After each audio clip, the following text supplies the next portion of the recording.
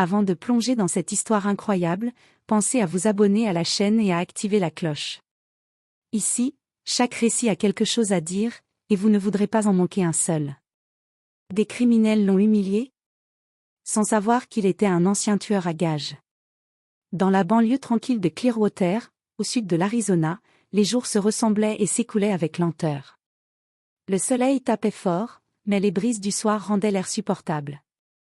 C'était un quartier résidentiel comme tant d'autres, avec ses clôtures blanches bien entretenues, ses boîtes aux lettres bien peintes, ses pelouses taillées au millimètre, et ses petits chiens promenés à la même heure tous les matins. Les voisins y menaient une vie simple, presque chorégraphiée. Chaque dimanche, les familles sortaient le barbecue, les enfants jouaient au ballon dans la rue pendant que les adultes parlaient d'assurance, de taux d'intérêt et de la météo. Le crime, les cris, le chaos du monde semblaient lointains, presque irréels. Clearwater avait la réputation d'être un havre de paix, un cocon bien gardé à l'écart des blessures du reste du pays.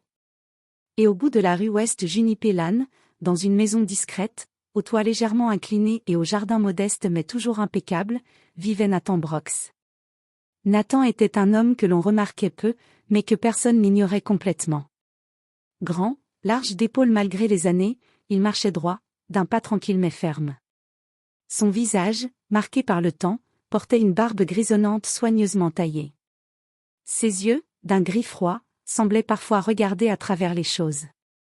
Il portait toujours la même vieille casquette en cuir brun, un pantalon de travail et une chemise de toile épaisse, même sous le soleil écrasant de juillet. Chaque matin à 6 heures précises, il sortait de chez lui avec sa brouette, son râteau, son taillet et un vieux sac à outils en toile usée. Il entretenait les jardins de plusieurs maisons du quartier, toujours silencieux, toujours efficace. Il ne parlait pas beaucoup. Il saluait d'un petit hochement de tête, parfois d'un « bonjour, madame » ou d'un « très belle journée », mais jamais plus. Quand les enfants lui disaient bonjour, il répondait d'un sourire discret. Il ne s'attardait jamais. Les voisins l'appréciaient. Il faisait bien son travail. Il ne demandait rien. Et puis, il avait cette manière d'être respectueux, humble, mais sans jamais paraître soumis. Il inspirait un certain respect. Peut-être même une crainte silencieuse. Rebecca Miller, la mère célibataire du numéro 42, disait souvent. Cet homme a vu des choses. Pas des choses banales. Des choses graves. Certains affirmaient qu'il avait été militaire, peut-être dans les forces spéciales. D'autres, plus romantiques, prétendaient qu'il avait vécu dans un monastère au Tibet, à méditer pour oublier un passé douloureux. Quelques voisins plus nerveux murmuraient qu'il avait été impliqué dans un gang, ou qu'il fuyait la justice. Mais tous s'accordaient sur un point, Nathan Brox ne parlait jamais de son passé. Jamais. Même les plus curieux avaient renoncé à lui poser des questions. Et pourtant, sa maison semblait pleine de secrets. De l'extérieur, tout était en ordre, des rideaux sobres, des volets fermés le soir, une pelouse impeccable. Mais une fenêtre du sous-sol était toujours voilée, et la lumière qu'on apercevait parfois dans la nuit ne ressemblait pas à celle d'une veilleuse.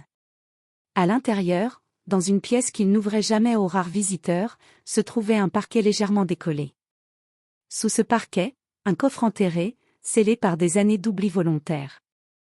Dans ce coffre, un revolver ancien bien huilé, une montre militaire, un couteau pliable gravé d'un nom disparu, des passeports aux identités multiples, et une série de coupures de presse jaunies qui racontaient des morts mystérieuses aux quatre coins du continent.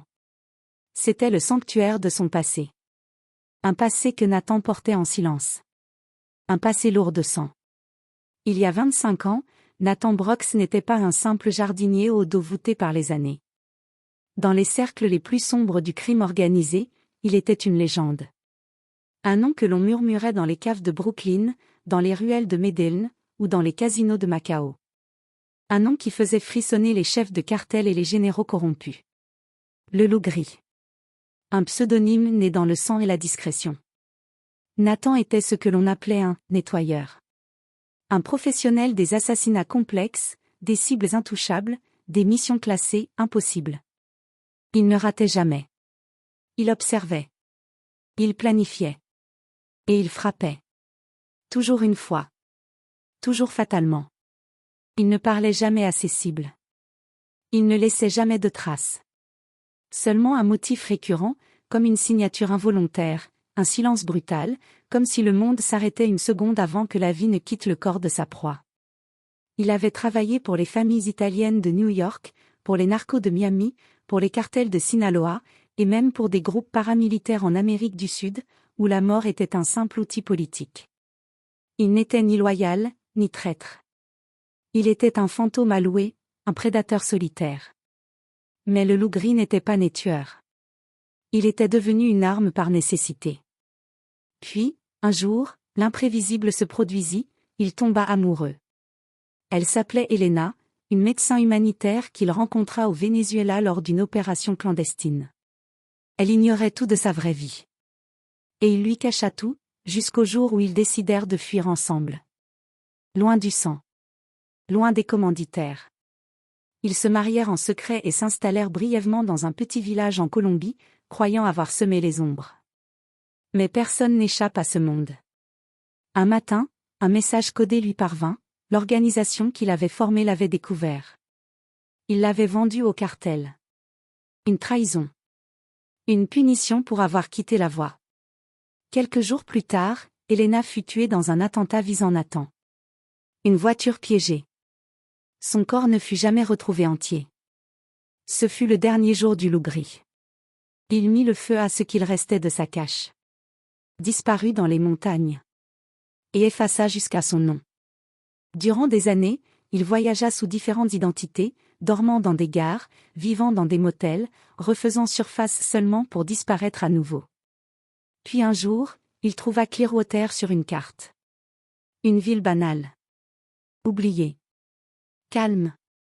Parfaite. Il acheta une petite maison en liquide. Changea son nom en Nathan Brox. Et se mit à jardiner. Ce qui pour d'autres était un simple travail de terrain, devint pour lui un rite de réparation. Couper, planter, nettoyer, entretenir. Chaque geste avait un sens. Chaque plante un symbole. La terre, pour lui, absorbait lentement ses péchés. Mais même les endroits paisibles ont leurs ombres. Depuis quelque temps, quelque chose grondait à Clearwater. Une tension sourde, comme une mauvaise herbe qu'on ne voit pas pousser mais qui gangrène les racines. Un petit gang, à peine sorti de l'adolescence, faisait parler de lui. 3 jeunes, arrogants et imprudents, qui voulaient marquer leur territoire. Leur chef, Diego Carter, fils d'un ancien détenu, voulait se faire un nom. Musclé, nerveux, toujours en train de chercher le regard des autres pour élire la crainte. Il se disait chef de rue, mais il n'était qu'un gamin assoiffé d'ego. À ses côtés, Luis Ramirez, le silencieux. Plus dangereux que Diego, car il ne parlait presque jamais. Il observait. Il observait. Il imitait les tueurs de films, mais avait déjà poignardé un homme dans une ruelle sombre. Et enfin, Tyrell Chino Harris, le plus jeune. Toujours avec son téléphone, toujours en train de filmer les humiliations, les vols, les coups. Il rêvait de devenir une star sur les réseaux. Un influenceur de la rue. En quelques semaines, ils devinrent une plaie dans le quartier. Ils volaient des vélos, taguaient les murs, cassaient des vitres, cambriolaient des garages. Mais leur passe-temps préféré, intimider les plus faibles. Ils insultaient les retraités, sifflaient les femmes seules, poussaient les enfants à la sortie de l'école. Ils cherchaient la peur dans les regards, comme des chiens qui testent les clôtures. Et puis, un jour, ils tombèrent sur Nathan. C'était un mardi après-midi de juillet, chaud et sec, comme souvent à Clearwater. Le soleil tapait dur sur les dalles des trottoirs, et les haies dégageaient une odeur de cyprès fraîchement coupé. On entendait au loin le bourdonnement d'un arroseur automatique, et le bruit métallique de la radio de Nathan, posée sur le rebord d'un muret, diffusait du vieux blues, presque en sourdine. Nathan taillait les haies devant la maison de Rebecca Miller, une femme dans la quarantaine, au regard doux mais fort, qui élevait seule son petit garçon. Depuis des mois, elle observait Nathan avec une forme de respect silencieux. Il n'était pas bavard, mais chaque geste qu'il faisait semblait porteur d'un calme rassurant. Elle lui apportait parfois un café noir, fort, sans sucre. Il hochait la tête, murmurait un « merci » à peine audible, et reprenait sa tâche. Mais ce mardi-là, le calme fut brisé. Un bruit de moteur déchira l'air. Un vieux scooter trafiqué déboula à toute vitesse dans l'allée, ses roues crissant sur le bitume. Diego Carter était au guidon, ses lunettes de soleil sur le nez, un sourire arrogant au coin des lèvres. À l'arrière, Luis Ramirez mâchait un chewing-gum en silence, et Chino, caméra en main, filmait déjà. Yo! Yo! Matza, lança Chino, hilar, en pointant sa caméra vers Nathan. Ils stoppèrent le scooter juste devant la haie. Regarde-moi ce vieux rat, tondre des pelouses comme un esclave, ricana Diego. Nathan ne leva même pas les yeux. Il tenait ses cisailles avec précision, comme s'il sculptait quelque chose de sacré. Il coupa une branche, la ramassa, la déposa soigneusement dans un sac de jute. Ce silence, cette indifférence, ça irrita Diego. T'as pas honte de te faire exploiter comme ça? T'es quoi, un clochard? Louis éclata d'un rire bref. Chino zoomait sur le visage de Nathan, cherchant une expression. Une réaction. Une faille. Mais il n'y avait rien. Rien qu'un regard froid, lointain, presque vide. Un regard qui ne demandait rien. Qui n'offrait rien. Comme si Nathan regardait au travers d'eux. Comme s'il n'existait même pas. Et ça, Diego ne pouvait pas le supporter. Il s'approcha brusquement, d'un pas agressif. Il s'arrêta à moins d'un mètre. Nathan ne bougea pas. D'un revers de main, Diego frappa la casquette de cuir de Nathan, la faisant tomber dans les feuilles. Puis, il lui donna un coup d'épaule. Chino filmait tout. Ramasse ça, grand-père. Ou on te le fait ramasser à coups de pied, ok? Silence. Le temps sembla ralentir. Le vent souffla doucement dans les branches. Une tondeuse au loin s'éteignit. Rebecca, derrière sa fenêtre, assista à la scène, immobile, inquiète. Nathan se pencha lentement. Il ramassa sa casquette. Il la tapota doucement pour enlever les feuilles et la poussière. Il la replaça sur sa tête avec soin. Puis il leva les yeux vers Diego. Ce regard, Diego ne l'avait jamais vu. Ni haineux, ni craintif. Mais d'une intensité glaciale. Ancienne. Fatale. Vous ne savez pas ce que vous venez de réveiller. Murmura-t-il d'une voix presque inaudible, mais tranchante comme une lame. Diego, un instant, recula d'un pas. Louis fronça les sourcils. Chino arrêta de filmer un bref instant. Il y avait quelque chose dans l'air, une vibration étrange, un silence épais comme du brouillard. Mais comme tous les jeunes arrogants, ils prirent cela pour du cinéma. Pour une réplique dramatique. Et ils rirent tous les trois. Ce vieux se prend pour qui? Jason Bourne, se moqua Diego. Ouais, vas-y, loup solitaire. Tu veux nous faire peur, ajouta Chino. Et ils remontèrent sur le scooter en faisant crisser les pneus, riant et criant comme des gamins sortant d'un mauvais clip. Mais ce qu'ils n'avaient pas compris, c'est que ce qu'ils venaient de réveiller n'était pas une menace. Ce n'était pas un jeu. Ce n'était pas un vieux fou. C'était une bête endormie. Un ancien prédateur, que le monde croyait disparu. Un homme qui avait passé sa vie à donner la mort, et qui avait appris à ne pas trembler. Et ce jour-là, Nathan Brox comprit qu'il ne pourrait pas enterrer son passé éternellement. Il ne cherchait pas la vengeance. Mais parfois, le monde pousse les monstres repentis à se souvenir de ce qu'ils sont vraiment. Cette nuit-là, alors que le quartier sombrait dans un silence pesant, Nathan ne dormit pas. La maison paraissait endormie, mais en réalité, chaque craquement du bois, chaque souffle du vent contre les fenêtres semblait résonner dans sa poitrine. Il avait entendu les rires étouffés de Diego et ses amis, les moteurs pétaradants, leurs insultes. Tout cela revenait à la surface. Il posa doucement sa tasse de café refroidi sur la table de la cuisine et se dirigea vers la porte du sous-sol, dissimulée derrière un grand placard. Sa main trembla légèrement alors qu'il tournait la vieille clé rouillée dans la serrure. Le clic métallique fit écho dans l'obscurité de la cave. En bas, la lumière faible d'une ampoule nue éclairait un coffre métallique, patiné par le temps. Nathan baissa le couvercle avec précaution. À l'intérieur, tout semblait figé dans le passé. Une montre en acier noir, dont le verre portait encore quelques éclats de sang séché, souvenir d'une nuit lointaine. Une paire de gants tactiques, usés mais entretenus avec soin, prêts à être enfilés à tout moment. Une lame pliable italienne, dont le manche de bois noirci portait une gravure fine, presque invisible, un symbole ancien. Et surtout, un dossier épais, relié en cuir, contenant des listes, des photos, des noms. Ceux des hommes qu'il avait éliminés, froidement, sans hésitation. Des visages qu'il n'avait jamais pu oublier, même s'il le voulait. Nathan ferma les yeux un instant, inspira profondément, sentant son cœur s'accélérer. Le souffle de la bête, ce vieux prédateur tapi en lui, revenait à la surface. Son passé, aussi sombre qu'un gouffre, l'appelait.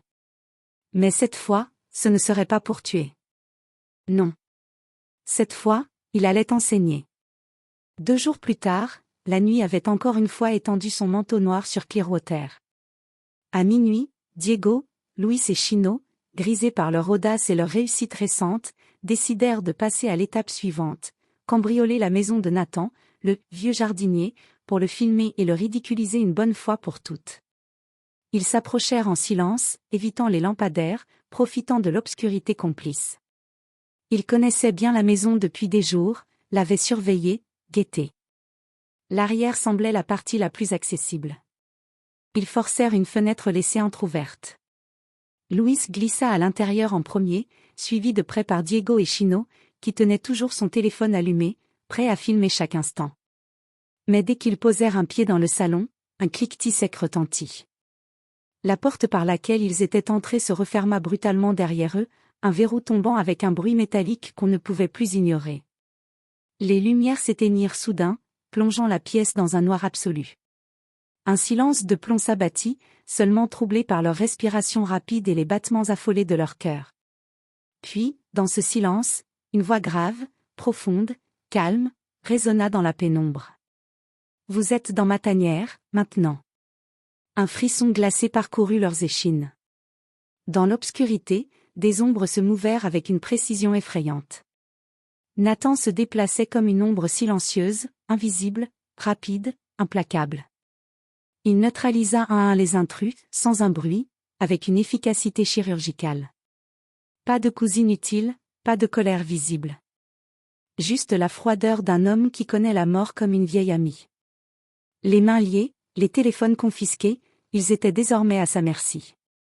Soudain, les lumières se rallumèrent, dévoilant le mur face à eux transformé en écran géant. Une série d'images se projetèrent. Articles de presse décrivant des assassinats mystérieux. Photos d'autopsie macabre, floutées mais explicites.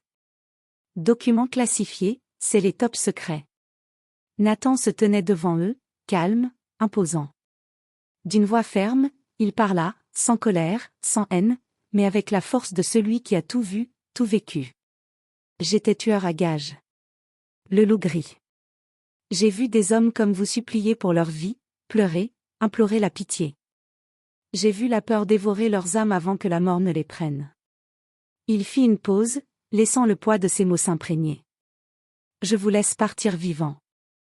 Une seule fois. Faites en bon usage. Sinon, la prochaine fois, ce ne sera pas un avertissement. Le silence reprit, lourd, pesant. Et dans le regard de Nathan, il n'y avait plus de jardinier. Il n'y avait plus que le loup gris. À l'aube, un silence étrange régnait dans le quartier. Rebecca ouvrit ses volets, attirée par des bruits étouffés venus de la rue. Ce qu'elle vit la figea. Devant sa maison, 3 adolescents étaient allongés sur le trottoir. Ligotés proprement, les mains attachées dans le dos avec de la corde de chanvre. Leurs visages étaient blêmes, leurs yeux gonflés. Ils ne pleuraient pas comme des enfants, ils pleuraient comme des gens qui avaient vu quelque chose qu'ils n'étaient pas censés voir. Quelque chose qu'ils ne pourraient jamais oublier. Rebecca sortit en courant. Elle reconnut Diego, Luis et Chino. Elle voulut appeler la police, mais l'un des garçons, la voix tremblante, dit « Non, non, s'il vous plaît. Pas la police. On veut juste rentrer chez nous. » Ils ne dirent jamais ce qui s'était passé. Pas aux flics. Pas à leurs parents. Pas entre eux. Quelque chose s'était brisé en eux cette nuit-là. Une arrogance. Une illusion. Une forme d'ignorance. Chino, dès son retour chez lui, supprima toutes ses vidéos, ses comptes, ses réseaux. Il ne toucha plus jamais une caméra. Louis retourna au garage de son oncle. Il apprit à réparer les moteurs en silence. Il arrêta de traîner avec des durs. Il portait des vêtements simples, gardait la tête basse. Et Diego, le plus arrogant des trois, celui qui rêvait de notoriété, de likes et de domination, quitta la ville sans prévenir. On disait qu'il était parti chez un cousin à Denver. Personne ne chercha vraiment à savoir pourquoi. Pendant ce temps, Nathan reprit son travail, comme si rien ne s'était passé. Les haies furent taillées avec encore plus de précision qu'avant. Les massifs de fleurs explosaient de couleurs sous le soleil de juin. Son vieux chapeau de jardinier revint sur sa tête, son sécateur dans sa main droite. Le quartier retrouvait sa tranquillité. Mais quelque chose avait changé. Plus personne ne l'ignorait. Les gens le saluaient avec respect. Certains jeunes baissaient les yeux en le croisant. Un voisin, qui avait toujours trouvé Nathan trop silencieux, lui offrit un sac de graines rares en guise de remerciement. Même les chiens semblaient marcher calmement devant chez lui. Un jour, alors qu'il plantait un rosier grimpant près de la clôture de Rebecca, elle s'approcha avec un café chaud. Elle le regarda longuement travailler, dans le silence du matin. Puis demanda doucement. « Qu'est-ce que tu leur as fait, Nathan ?» Il leva à peine les yeux. Un sourire calme, presque triste, passa sur son visage buriné. « Je leur ai montré ce que devient un homme quand il oublie le respect. » Rebecca resta silencieuse. Puis, doucement, elle hocha la tête. Ce n'était pas une menace. Pas une vengeance. C'était une leçon. Inoubliable. Incassable. Dans la lumière dorée de l'aurore, Nathan Brox continua de creuser. Les mains rugueuses, pleines de terre et de souvenirs. Il plantait la vie, fleur après fleur, dans un monde qu'il avait trop longtemps connu sous un autre visage. Et enfin, pour la première fois depuis longtemps, il se sentit libre.